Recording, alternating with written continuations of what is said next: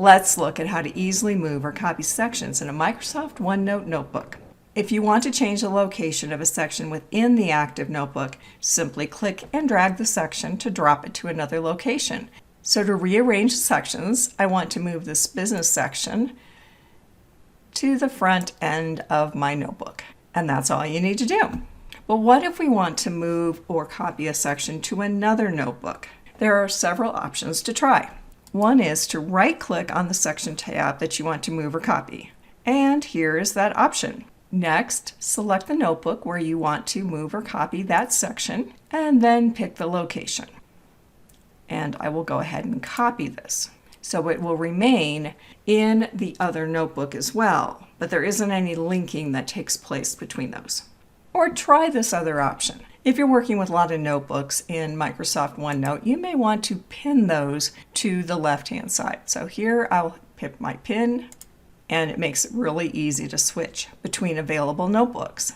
So now if I wanted to take this section and move it, I could simply drag it over into this other notebook. If instead you want to make a copy of it, hold Control, click and drag with your mouse, and actually drag it right into the location where you want. In this case, I'm still holding down Control, let go of my mouse, let go of Control, and now I have copied that section to the other notebook. But there may be times when you have notes in one section that you'd actually like to combine into a section of the current or another notebook. For that, we use the merge option. So this is different than the move or copy options because you're actually combining two sections into one. So now I've decided I'd like to have one place for my meeting notes. So I'm in my Chocolate Creations notebook, and I'll right-click, and here is merge into another section. So this could be a section in our current notebook, but instead I'll expand the notebook that I have, Megan at Contoso, and what I'd like to do is actually merge it into an existing section I have for meeting notes. They don't have to have the same name, and we'll choose merge.